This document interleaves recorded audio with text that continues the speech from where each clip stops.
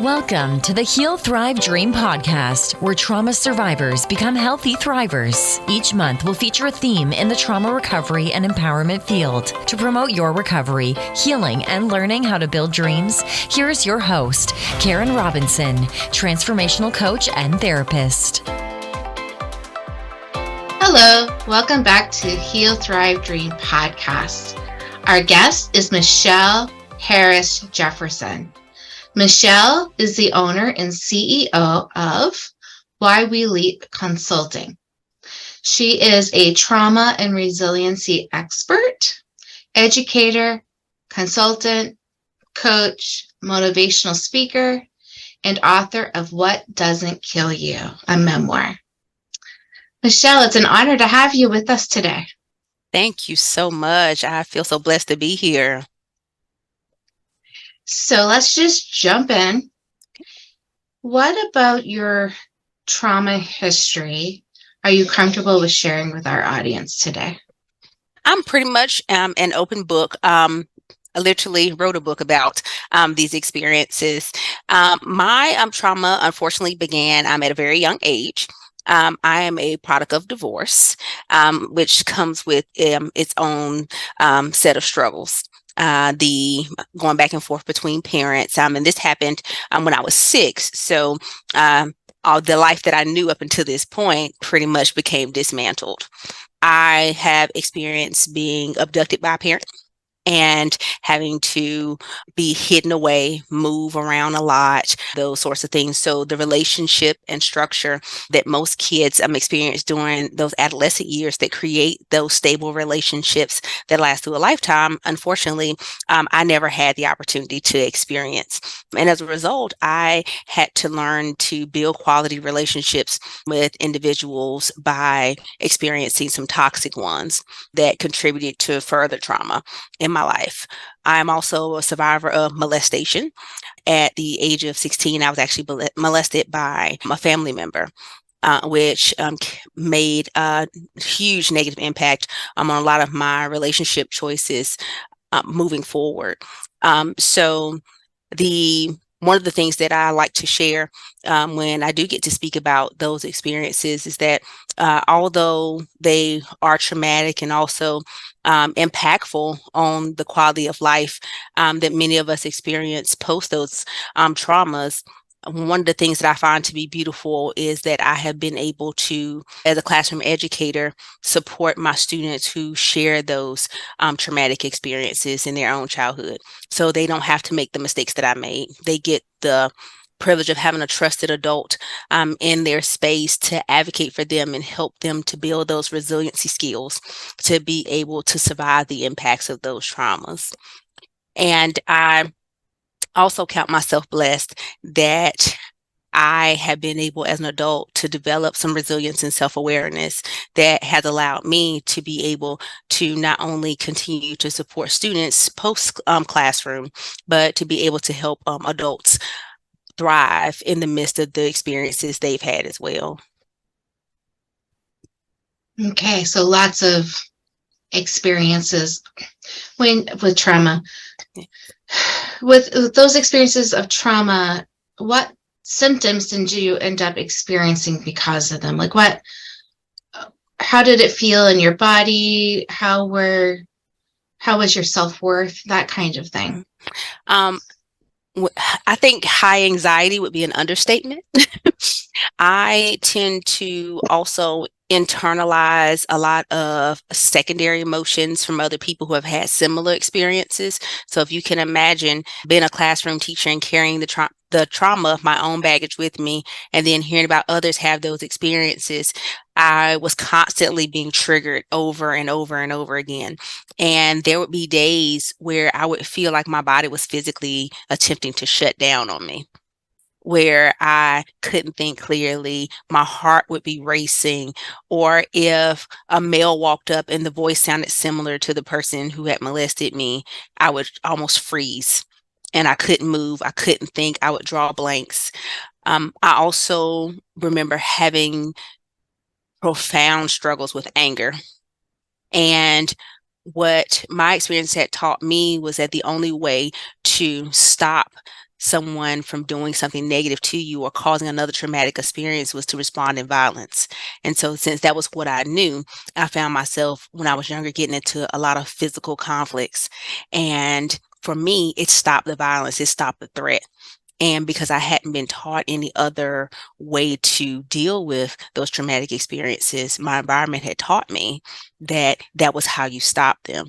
So I had a very, very hard time shifting from one environment to another, where maybe in the neighborhoods I spent time in, that was an acceptable thing. But the professional environments, the school environments, programs I was involved in, that wasn't an acceptable way to stop a threat. So I dealt a lot with that fight or flight. Right. And tell us about your healing journey. Like, when did you start feeling better? And what were the key things that were really helpful? The earliest I can remember in high school. So if I can back a little bit to middle school, my birth mom actually took us, and she left. My dad wasn't aware of where we went, and that was during that time I experienced a lot of traumas. I was assaulted, lots of different things, lots of neglect. And so in moving, I made the decision when I was in high school. I actually reached out, found my dad, and I was able to go back and stay with him and my stepmom. And my stepmom was a minister. And at the time, she was very, very heavily involved with the youth in the community. And so I joke around with her to this day that I felt like she took me on as her personal project, because she was determined that she saw so much in me that she was not going to let me go down the rabbit hole, if you will. And I remember her having conversations with my dad, who is very, very traditional, and in the African American community, talking about family or household issues outside the household is considered taboo. So when she spoke with him about me receiving therapy, receiving counseling, he was very much against it.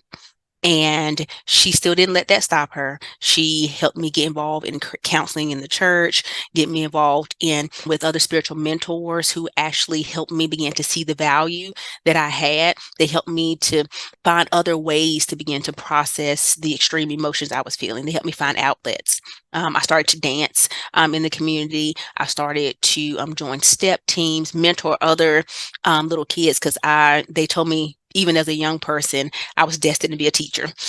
So I got to have a lot of experiences working with other young people, and it gave me an emotional outlet to begin to start sharing my story in small bits and letting other people know that, hey, there are people who care about you and want to see you do well.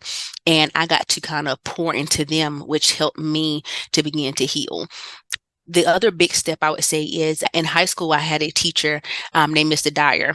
And if you can imagine dealing with the trauma of being sexually assaulted, I did not trust males. And so I was very surprised that I actually clung to this teacher, but he was so adamant that I needed to go to college, and I was so, so bright. And I knew I was smart and school was going to be my out. So in the midst of everything, I never let my grades drop.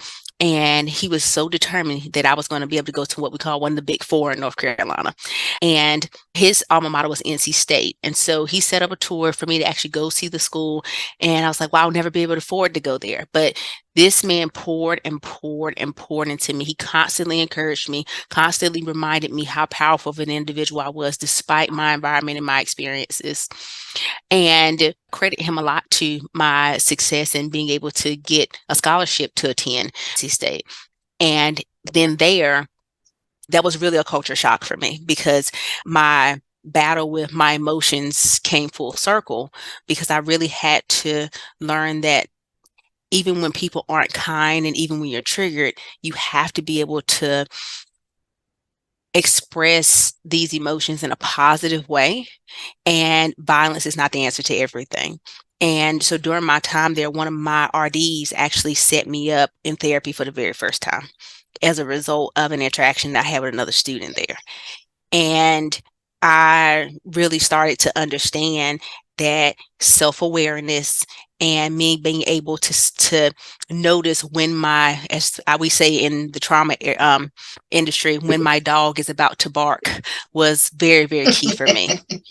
And once I learned that, I was able to manage my triggers so much better because I shared with that RD my sophomore year of college. Up until that point, I never thought I would experience a life where I wasn't constantly being triggered. Because it could be a sound, it could be television, it could be a car riding down the street, it could be a man's voice, it could be anything. And Right. for the first time, I was able to get in front of it because someone helped me with the tools necessary to be able to manage that within myself because they helped me understand there's a difference between my environment and what's within my realm of control. And what happens on the inside is within my realm of control. And them helping me build those skills was a complete game changer for me. And so as an adult, I've been learning because my husband and I have been together since I was 17. So we've been going through a lot of different changes and he's seen a lot of these experiences. And as an adult, I'm learning that at different stages in my life, therapy is so necessary. Like I'm currently in therapy now because the pandemic was a huge trigger for me. Having a father who experienced major medical conditions while I was in college, who constantly flatlined. Anything that has to do with medication or hospitals is very triggering. And I got locked into my house for the longest time, not knowing what was going on Right. outside, not knowing who's ill and who's not. And it was so triggering. And so eventually I had to get to the point where I had to accept that I didn't have the skills necessary to manage this. And so I went back into therapy and they helped me with those skills because at one point I was too afraid to leave my home.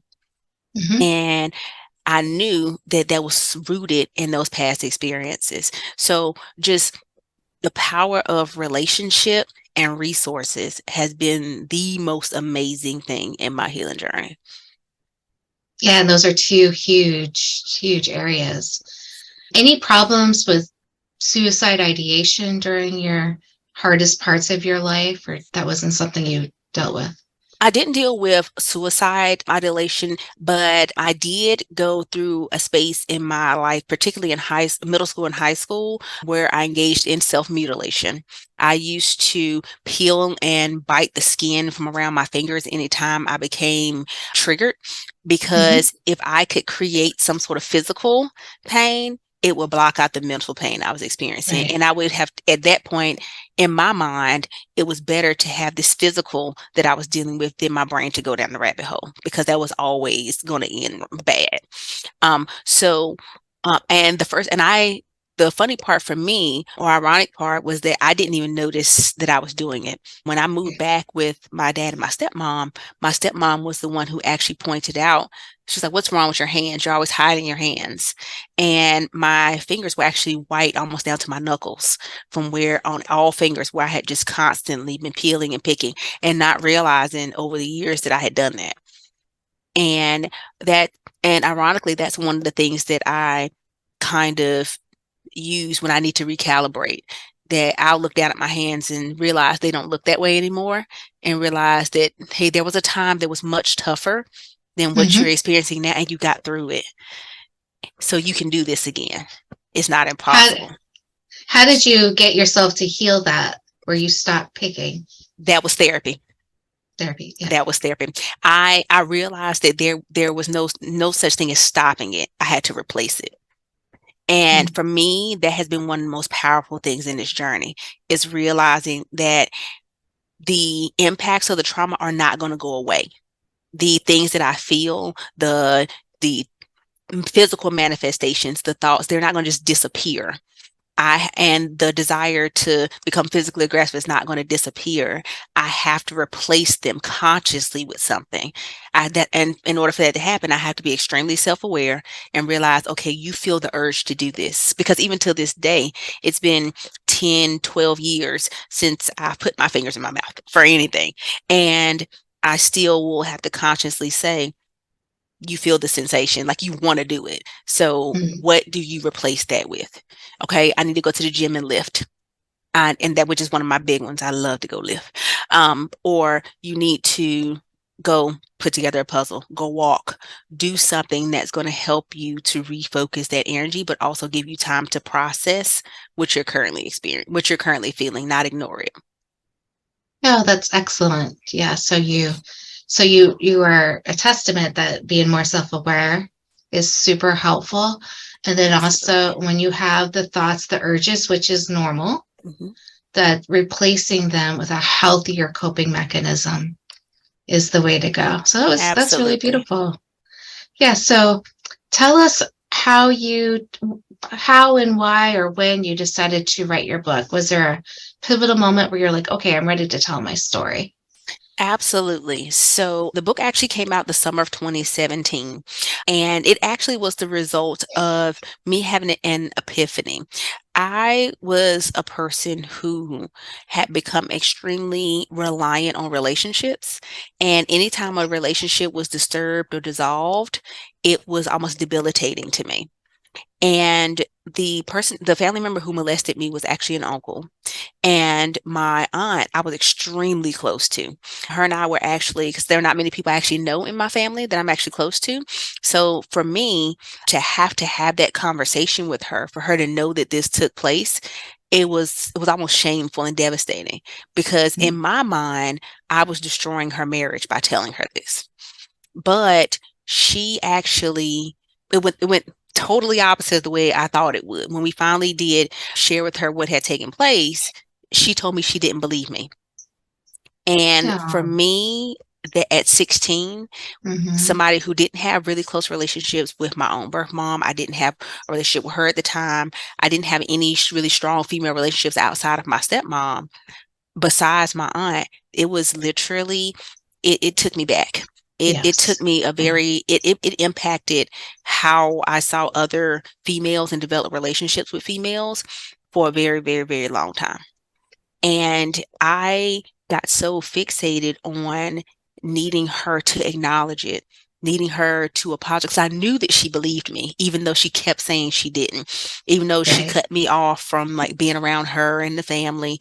I knew that she did. But at that point, I was a person who needed people to say they were sorry, to acknowledge the hurt before I could move on. And something just clicked in me as I continued to share my story with different youth groups in my community. I came to a realization that I was healing without the apology. And I didn't think that was possible. And I thought about every kid and every young woman and every group I had spoken to, every event I had spoke at, and how at every single one of those experiences, it had been shared with me. There were women who needed the apology, who needed the acknowledgement so that they could move on. It was like a blocker in their lives and in their healing journey where they couldn't get past it. And so I just decided one day that it was twofold. One, I needed other women to understand that the apology is not necessarily a predecessor to the healing. You can heal without someone ever acknowledging the hurt, because you don't need that to heal. And I didn't want anyone else to spend 2 decades walking in a place of hurt and closed off because they didn't have that apology. Because for some, you're never going to get it. That's right. Unfortunately, my aunt actually passed away a few months ago, and she never apologized for it. And I needed to be okay with that. And Did I you? did. I'm sorry. I was going to ask, did the two of you ever have a relationship again, or it was just wasn't So, possible? so it wasn't, she actually started to talk to other people in the family about me, ask about me again. And then when the book came out, she decided that what she communicated from what I understood to other people was that it had re-triggered things for her. She had gotten over it. She had moved on, and it brought it up for her again. And so she, at that point, had just kind of washed her hands of everything. And then right before she passed away, my parents asked me to come home to say goodbye. And I hadn't been back in her home since then or anything. And I told my parents that I respected her wishes enough to not be in her space without her blessing, because she had asked me not to be there. And my mom went to her, and she told my mom 3 days before she got ready to pass away that she wanted everyone to come. So I came into the space. I brought my daughter. We both said goodbye to her. And that was what it was. And I feel like had I not published the book, had I not shared that experience, had I not sat with my own feelings about it, processed it in therapy, I would not have been at peace with her passing without us being able to sit down and have that conversation. Because my healing journey actually showed me that's not a necessary component always. Sometimes healing has to be a singular thing. And there are some things you're going to want on that journey that you're not going to get, but you have to be okay with it. And the other reason for me publishing the book was, of my parents' children, I'm kind of what we joke about as the white sheep. I'm the one who, quote unquote, did it the right way. I was with my high school sweetheart. I got married. Then I had my daughter. We bought a home, and we've done things the way that my parents would want us to. The career, and living in someone else's perfectionist bubble is a very, very hard place to be when you're trying to heal. And I was so tired of feeling like I had to be perfect and feeling like I had to be this untarnished individual when I was carrying all this weight, but the people around me outside of my clientele didn't really know what it was. And for me, I needed to be free. And part of me being free was me just saying, this is who I am. This is what I have experienced. This is my truth. Now you can choose what you want to do with that truth, but here it is, the good, the bad, and the ugly. And what was so beautiful was the people that I wondered how they would receive it. I actually became closer to those individuals as a result of me sharing that experience or those experiences. I'm so glad to hear that. Yeah, I published just a pieces of my story so far, and the people who I thought would have a really hard time with me were okay, and people I didn't expect to have issues had issues. I was like, same here.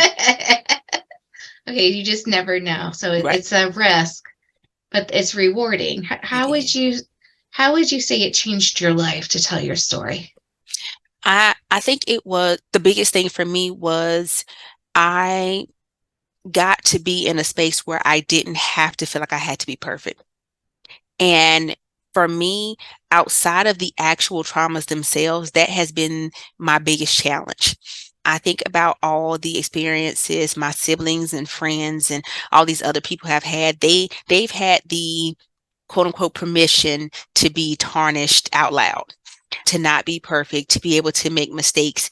And I feel like as my dad's last, I would always hear things like, you have to get a degree because your siblings didn't, you have to do it. You're the one who has to get married. You have to buy the house. You have to have the kid after you're married. All of these traditional things were kind of forced onto me. And I would hear people brag about, oh, Michelle is this and Michelle has done this and all the accolades. And sometimes I would feel like I would be standing in a space and I'm like, I feel like I'm standing in a room screaming to the top of my lungs and no one can hear me. Like I wanted to be able to say, hey, I mess up too. And I need y'all to be okay with that. Because I literally would get comments growing up about how I was the perfect kid. And I always had the A's and the great grades in the honor society. And I'm like, man, I want to stay out past curfew. I want to get up and not go to work, not because I don't feel well, but just because I don't want to. But I always felt like I was in like a globe being watched by everyone, and I couldn't fall because if I would always be told like, there's so many people standing in the balance of your failure. So you have to have it together. You have to be good. Your daughter's watching you. Your students are watching you. Your clients are watching you. And I literally just wanted to say, listen, here it is. This is me. That's a lot of pressure. It is. I'm like this, but I'm like, here's your perfect person. Here she is. All of me. Now what? And for me, it was almost like somebody released the pressure valve. Going back to that freedom you were talking about earlier. Yeah. That's beautiful. And so tell us, about your coaching and your business. Do you do it in group memberships, individual, one-on-one? How do you So to your all the work? above. I actually started as a result of I typically, in my 10 plus years in the actual classroom as an educator, I experienced the pleasure of teaching a lot of students who were carrying the weight of trauma with no support system, no one teaching them any kind of coping skills. They were struggling in its worst way. And a lot of that was visible to us through behaviors, neglect, their communication skills. So I actually started what some of the parents who I work with now, they say I actually started, my classroom was my lab. And so a lot of the strategies that I now use with my clients, I actually developed in my classroom for my students because I felt like I was constantly asking for help and constantly reaching out and no one heard me. It fell on deaf ears. But I knew I couldn't teach my kids until I could reach them. So I had to start coming up with strategies that will work for my students in the space and then take those strategies and convert them into skills that they could take outside of my space so that they could begin to really, really have success. So I was talking to some parents at one of our community forums at the school when I started to, my conversation actually shifted from grades and social adjustments to this is the root of it, the impact of trauma and that sort of thing. And I just knew my administration was going to blow their top because that was not what I told them I was going to talk about. But there were actually some community advocates in the audience. There were some counselors there, social workers who were actually parents, and they actually came to me afterward and said, you have such a gift and you're an abundance of resources.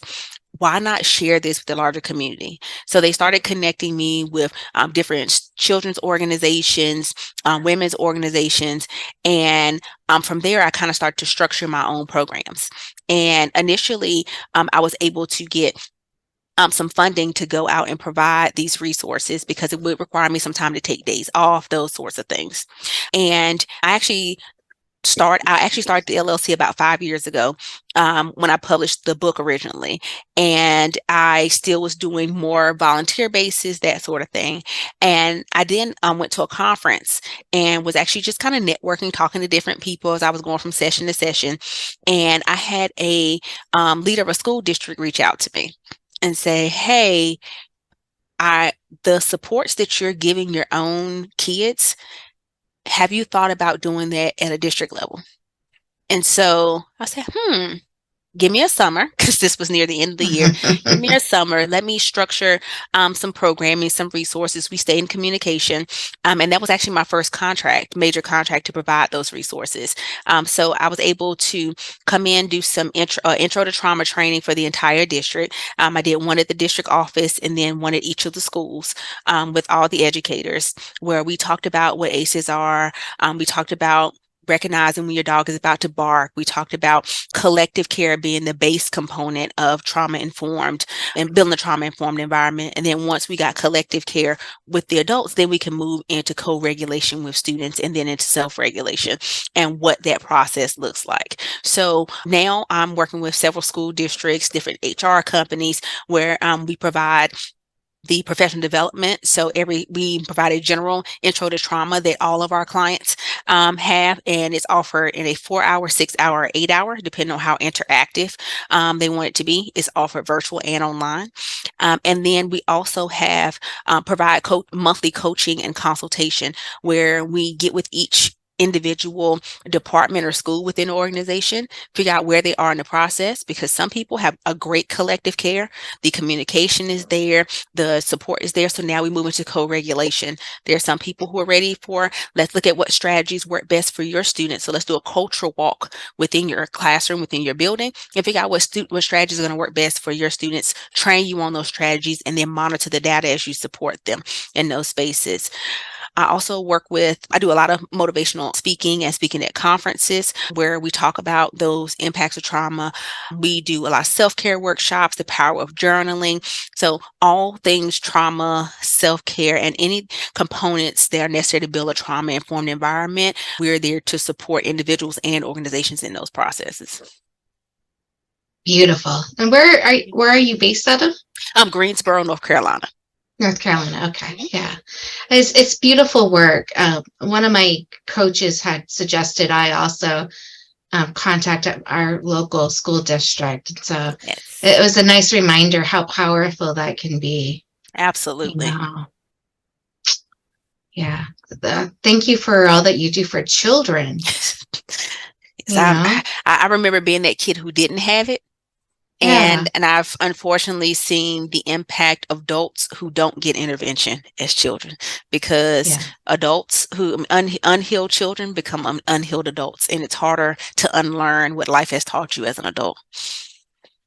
Yeah. And I think that the work you're doing, it's also finding its way to other adults, like the teachers in Absolutely. the room, and parents are hearing what their kids are learning. So it Mhm. has that ripple effect that's so beautiful.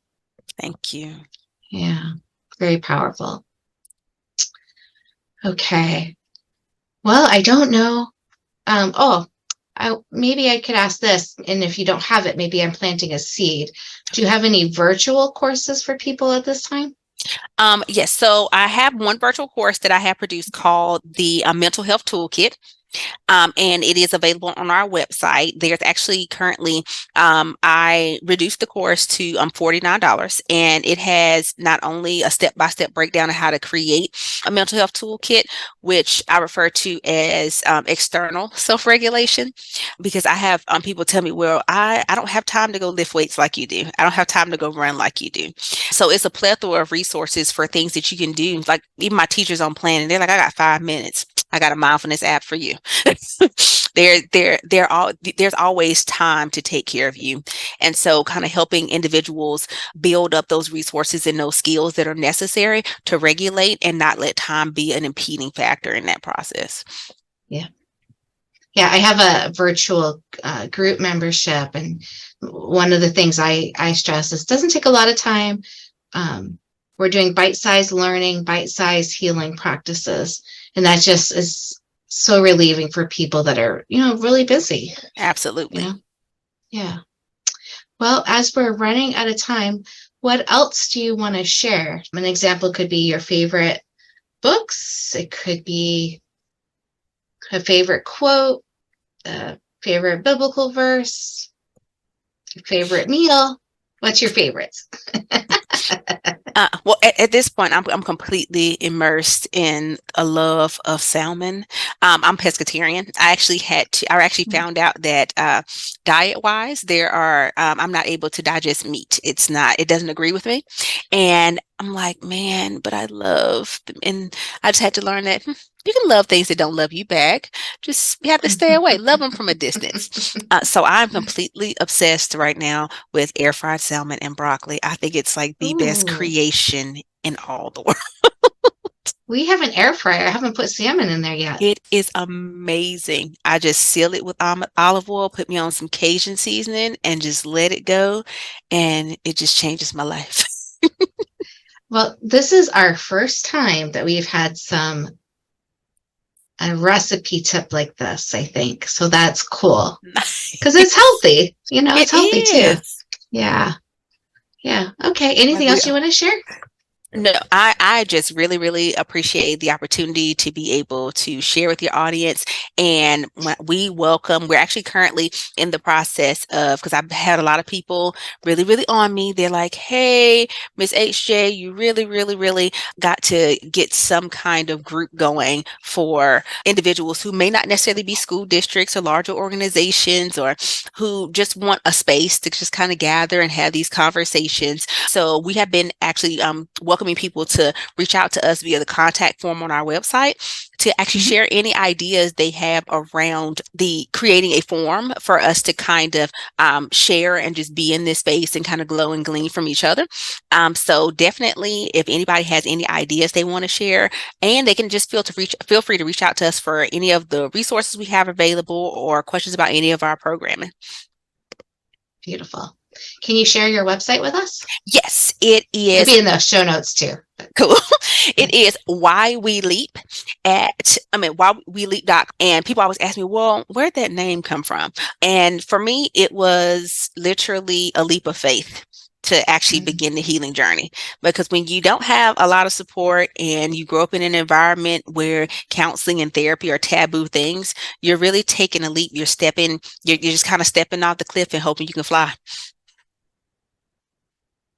Yeah, beautiful name. Thank you. It's been such a pleasure having you here today. Thank you very much. I appreciate the opportunity. Thank you for listening in today. Please join us next week, same day and time. Also, I would love for you to check out my website, healthrivedream.com.